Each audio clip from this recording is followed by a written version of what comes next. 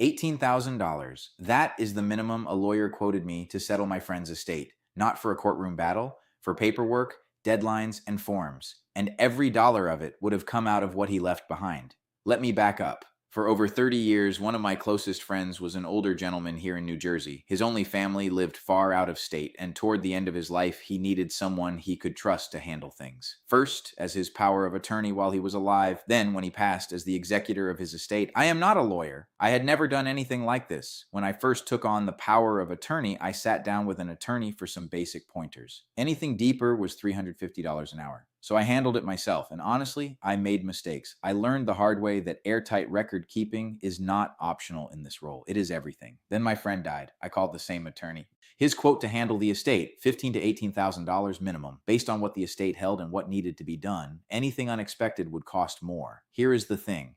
Part of that estate was left to me. That fee was not coming out of some faraway pot of money. It was coming out of what my friend wanted the people in his life to have. So I decided to do it myself. I will not pretend that felt safe. The thing that scared me most in week one was not the paperwork. It was learning that an executor can be held personally liable if the estate is handled wrong. That is the part nobody tells you when they hand you the role.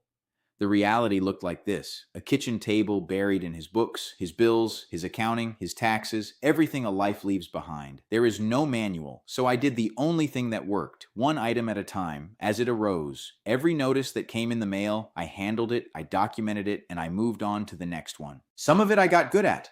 One day, a collections notice arrived, about $3,000 of old medical copays that had piled up during his nursing home years. I called them, explained that the debt was not secured by anything, and made an offer to settle. We went back and forth, and in the end, they accepted less than half of the original balance. That money stayed in the estate where it belonged, and here is the biggest surprise. This role runs on deadlines. New Jersey hands an executor a calendar. The inheritance tax return at 8 months, creditor claims at 9, waivers that release the frozen bank accounts. Once I met each date and kept a record of everything, I was covered. The fear went away. What replaced it was a system. I sold the house. I handled the taxes. I met every deadline from my kitchen table. And along the way, I learned which moments genuinely need a lawyer and which are just paperwork on a deadline. ExecutorPilot is everything I learned, organized so the next person does not have to figure it out the hard way. A free deadline calculator, plain English guides for New Jersey, Pennsylvania, and Maryland, and a complete kit if you want every letter, every checklist, and the record system I wish I had on day one. It is an educational resource, not a law firm. Some moments truly deserve a licensed attorney, and when they do, I say so plainly. But the routine work,